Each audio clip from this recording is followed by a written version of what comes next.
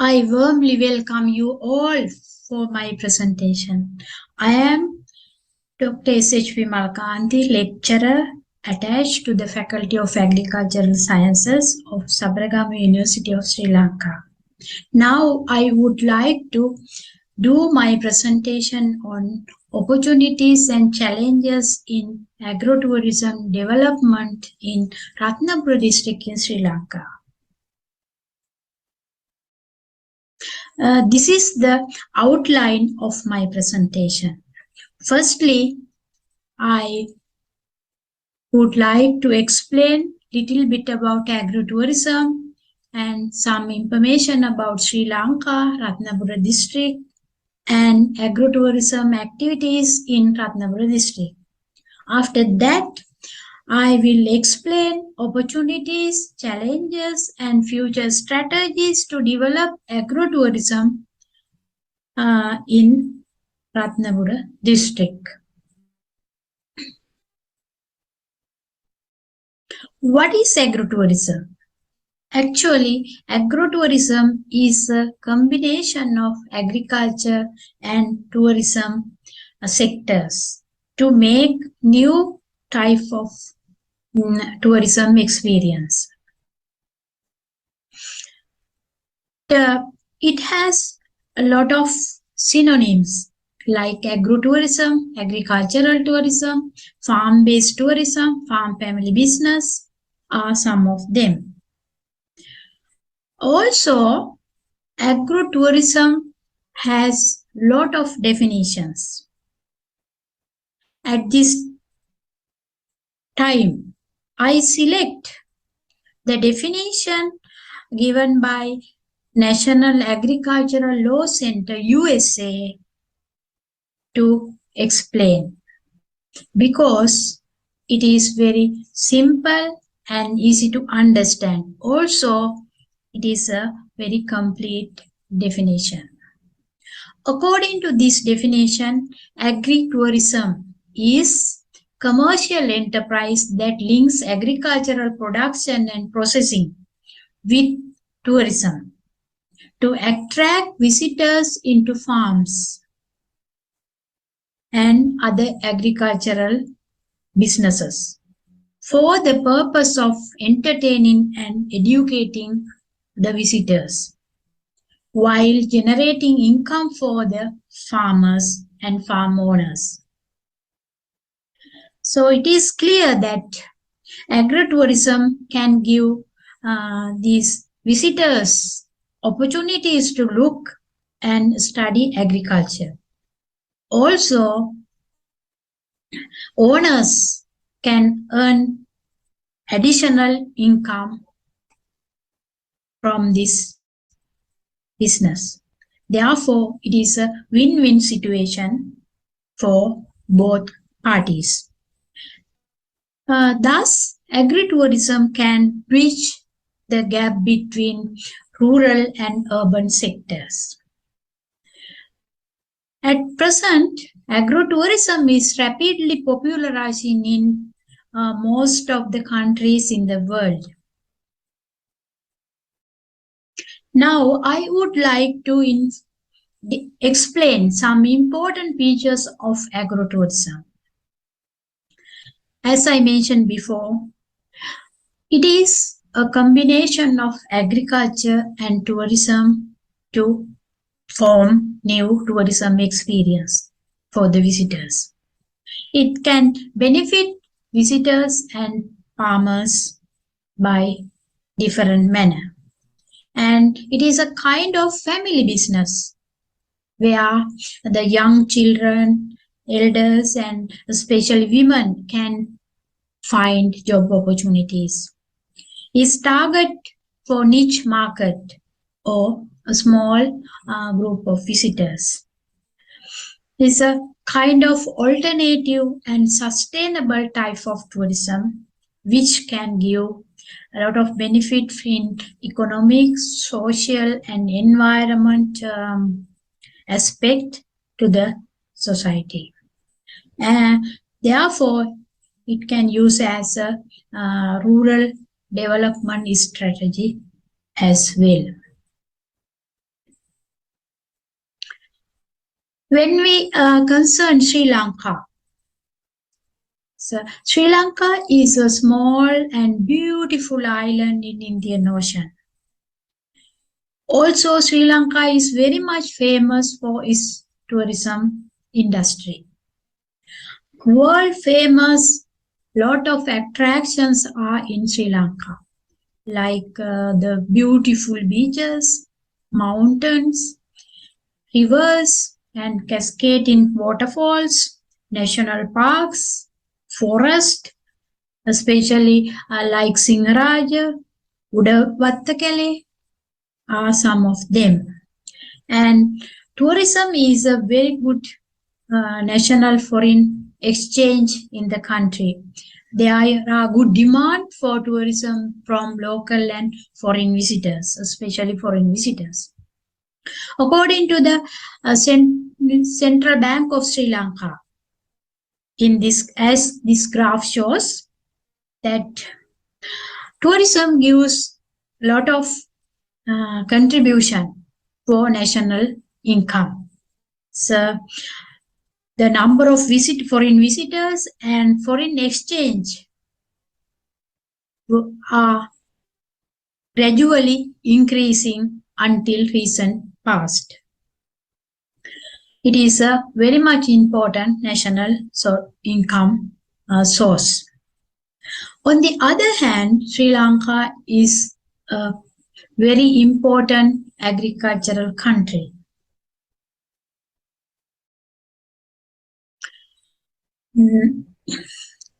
When we study about Ratnabura district in Sri Lanka, the location of Ratnabura district is shown in the purple plot in the Sri Lankan map. It is a very important agriculture or farming area. There are a lot of different crops, fruits, and traditional.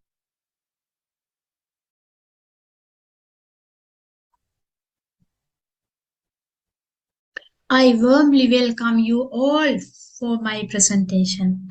I am Dr. S.H.V. Malkanthi, lecturer attached to the Faculty of Agriculture, where the young children, elders, and especially women can find job opportunities. Is target for niche market or a small group of visitors.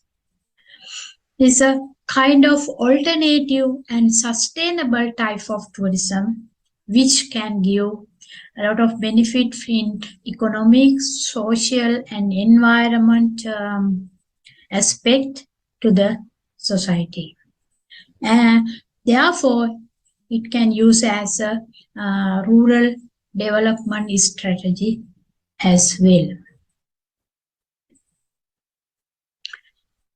When we concern Sri Lanka, so Sri Lanka is a small and beautiful island in Indian Ocean. Also, Sri Lanka is very much famous for its tourism industry. World famous, lot of attractions are in Sri Lanka, like the beautiful beaches, mountains, rivers and cascading waterfalls, national parks, forest, especially like Singaraja, Udavattakale are some of them.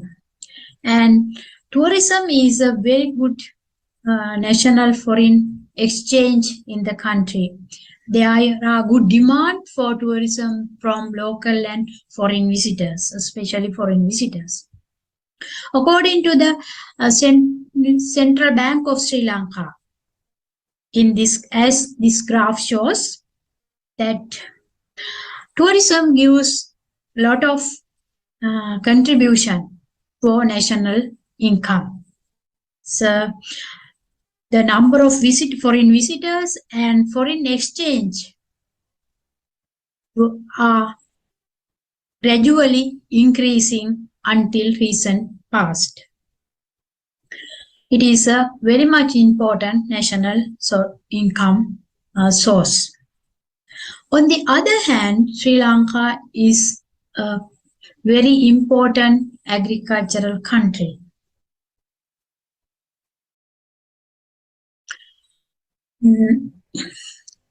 When we study about Ratnabura district in Sri Lanka, the location of Ratnabura district is shown in the purple plot in the Sri Lankan map.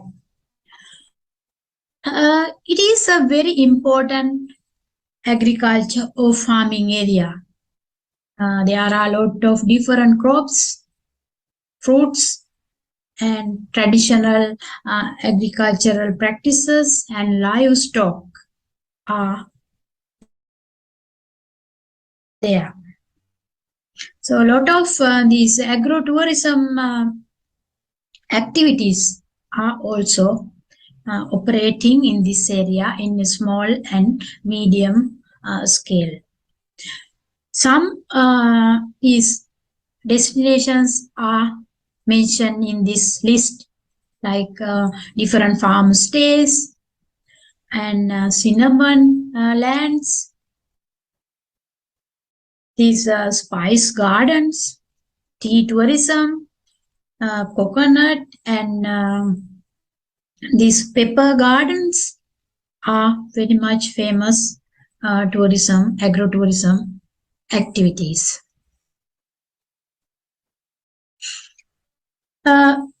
Actually, these opportunities for agrotourism, when we study agrotourism opportunities in this area, in our study, we found that a lot of opportunities are in this area. Therefore, we identified 10 important opportunities. Farms. There are farms with crops, various crops, fruits, and livestock resources. And traditional and diversified agricultural activities like traditional paddy cultivation and organic agriculture are practiced in this area. And handicraft industry and cottage industries are also in very good level, like spice production, milk and curd are very important activities. Especially the Ayurveda treatments, Ayurveda products are very commonly available in this area.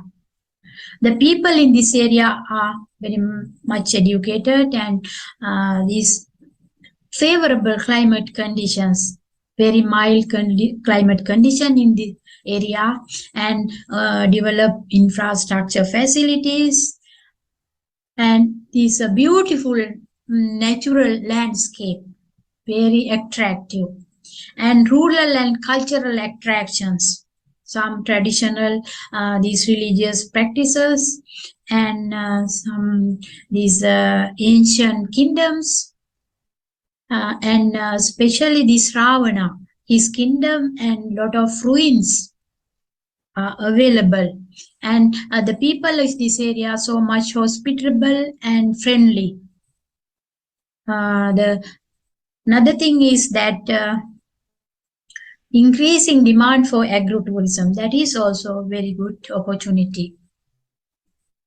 However, there are some challenges as well against the development of agrotourism. In our study, we found that main challenges facing by the agrotourism operators, they are the management problems in agrotourism destination management, the lack of land facilities, and lack of capital and finance for the development of agrotourism places. These marketing and promotion difficulties related to agrotourism destinations, and some environmental pollution problems. Irresponsible visitors, another main challenge. some visitors are very much this irresponsible way they behave, and some competition among some destinations, agritourism destinations, and lack of government policy. Also, some political influences, negative political influences are some of them. After discussing with these tourism owners, government officers, and some tourism experts in universities and tourism board, we were able to identify some strategies to develop agrotourism in this district. Training on management activities. Actually, some of these owners, they have some education, although the management activities, the skills and knowledge about management activities, they need up to a better level. And land availability. The government land and public land can be used by these owners, tourism owners, in a careful manner. And loan and credit facilities under concessional interest rate are possible. Better marketing and promotional opportunities for these tourism destinations. Education and training programs related to modern technology and advanced things for these owners are important. And this environmental protection, visitor awareness, alternative activities for tourism, agritourism during off season, and suitable government policies and negative political influences are some of them. Furthermore, the political instability of the country is very, very important. At present, there are problems and we have to improve that furthermore. To improve it, peace, freedom, and safety and protection of the people in the society, especially foreign visitors, are very, very important. And provision of necessary requirement of tourism industry, basic things for the like fuel and gas are also need to be provided. And control of inflation, they are very much important to develop tourism, agrotourism industry in this area. These are the references of this study, and I have to acknowledge the people who help us during this study. With that, I stop my presentation. Thank you very much.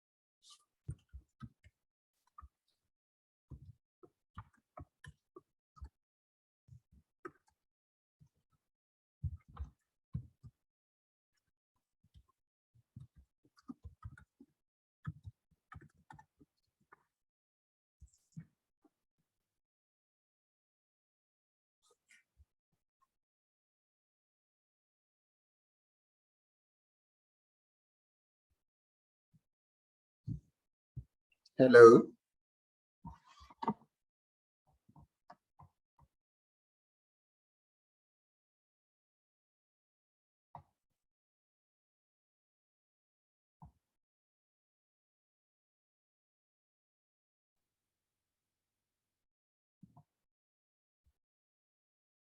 Should I go ahead and make my presentation, or you're playing the recorded one?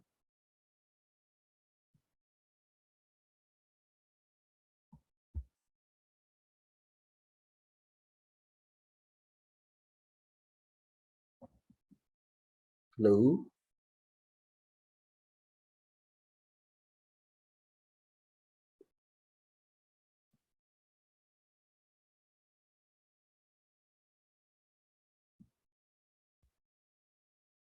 Hello.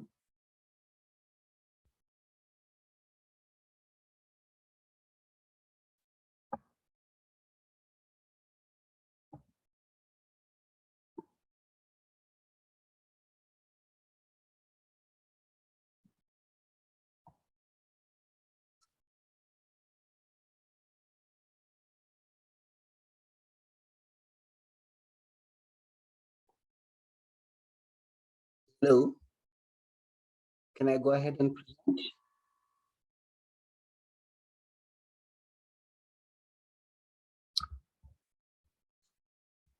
Can you see my screen?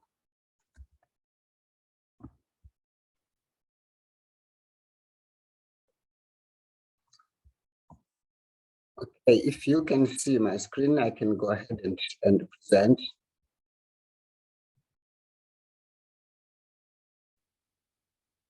Okay, thank you. Thank you. Thank you. Hello, everyone, and thank you very much for being here for my presentation. My name is Oliver Chikuta, and I'm presenting on a study on agritourism in Botswana, challenges and prospects. For the sake of bandwidth, I'm not turning on my video, but you can see my face there on the slides. Now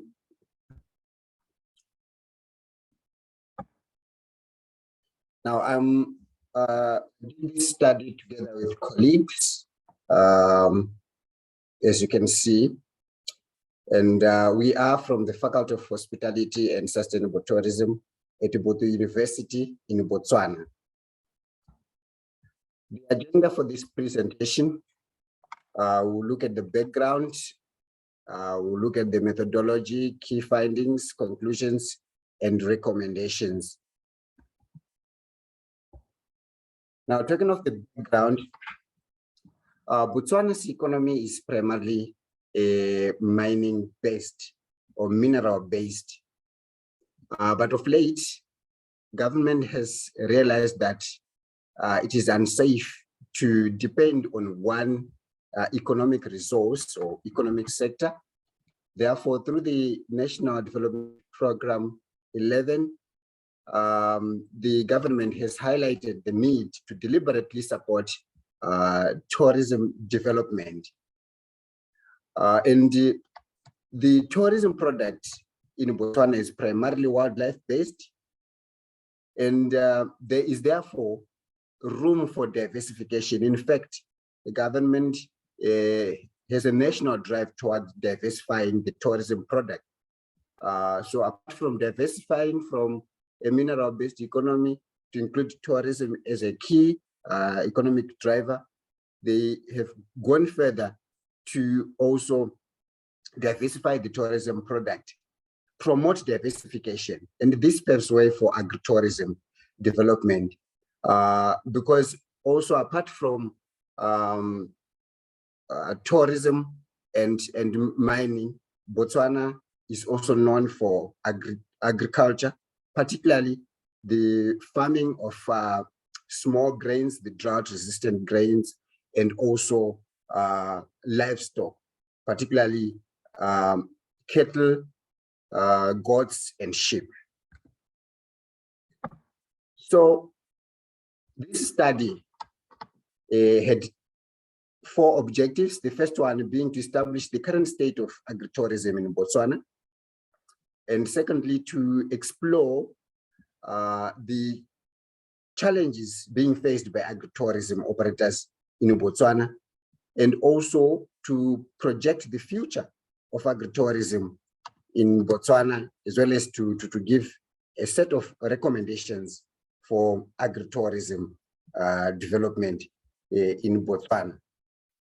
And the study really was anchored on Chess et al. 2018 framework, the one that characterizes agritourism. In other words, our definition for agritourism was based on this framework, where agritourism is categorized under activities that are core and peripheral according to that framework.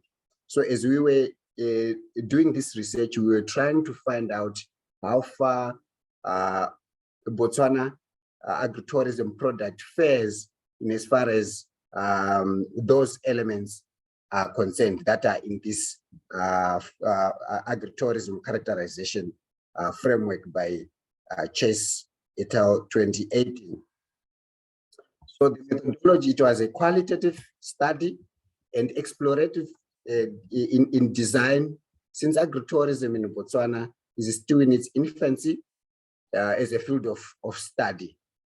I would like to believe that this could be one of the first scientific studies on agritourism. And a total of 15 registered agritourism farmers participated in the study, and 5 unregistered ones. And these ones were identified via using the snowball technique. The 15 are the ones that are, that's the total of the registered agritourism operators in Botswana, according to the Department of Tourism.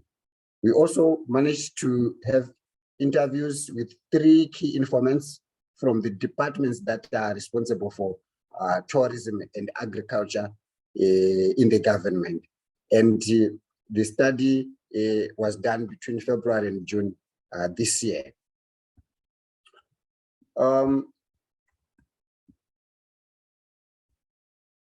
What were the key findings of this study?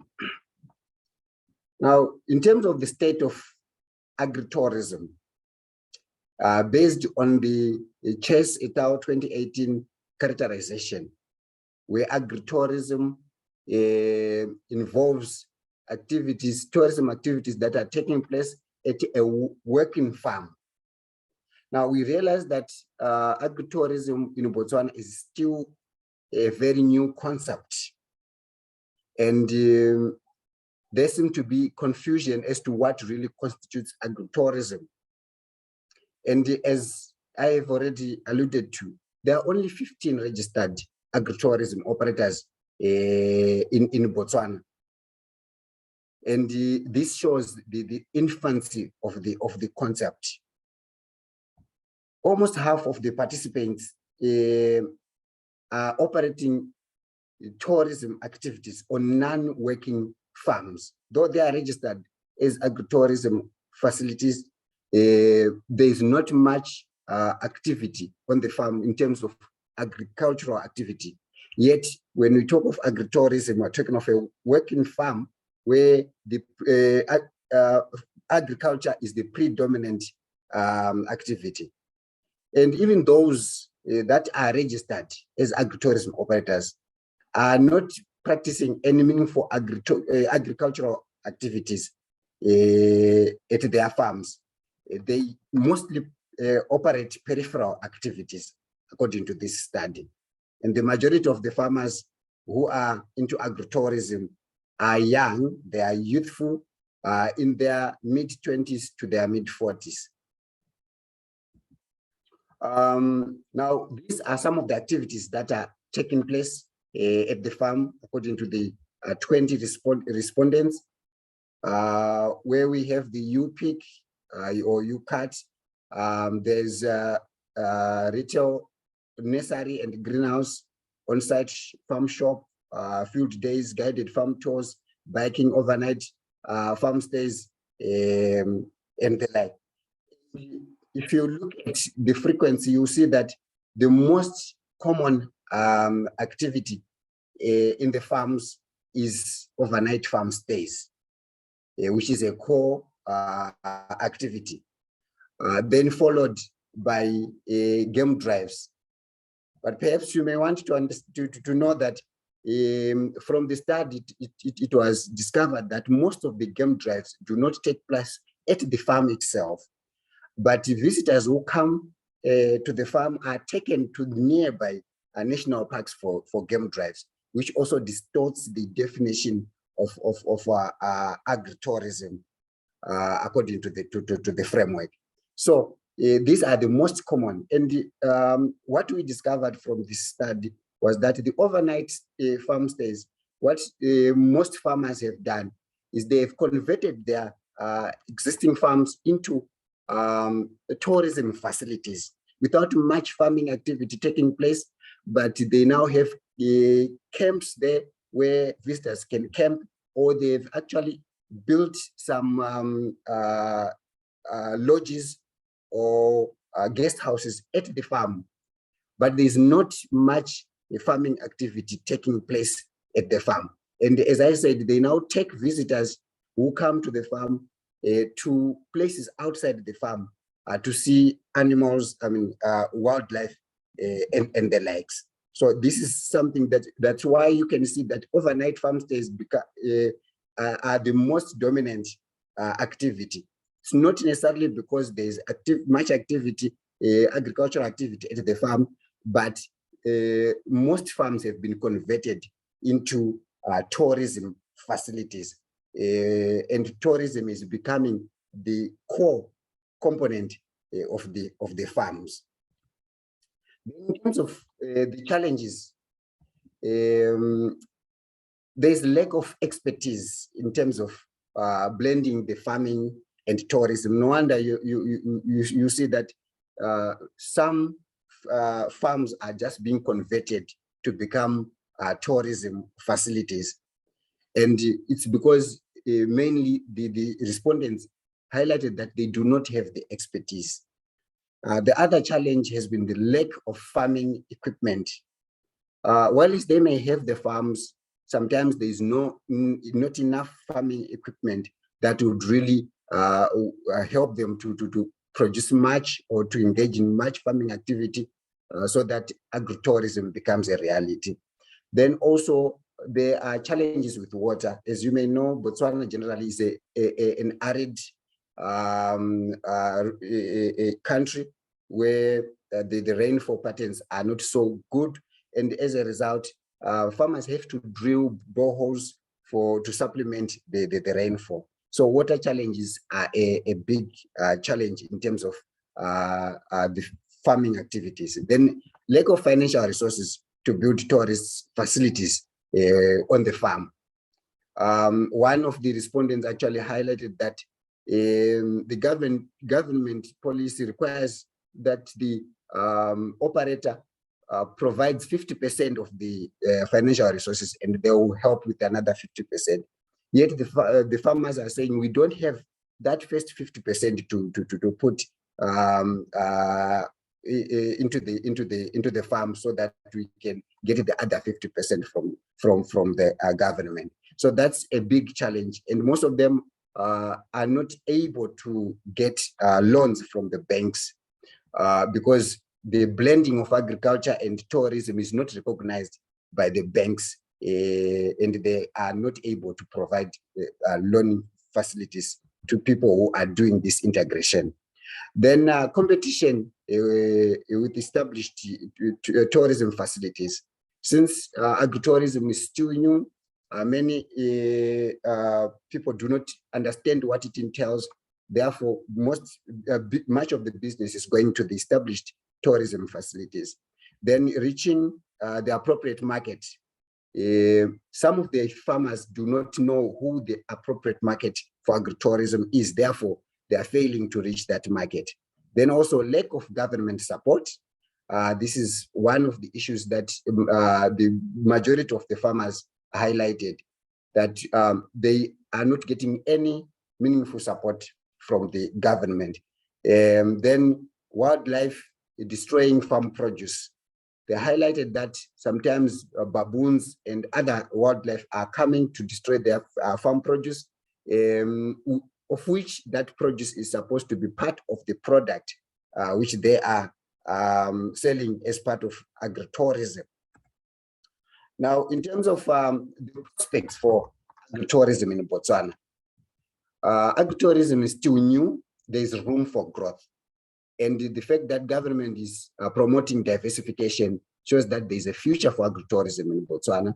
Also, the farmers are eager to embrace it, but they lack knowledge. So with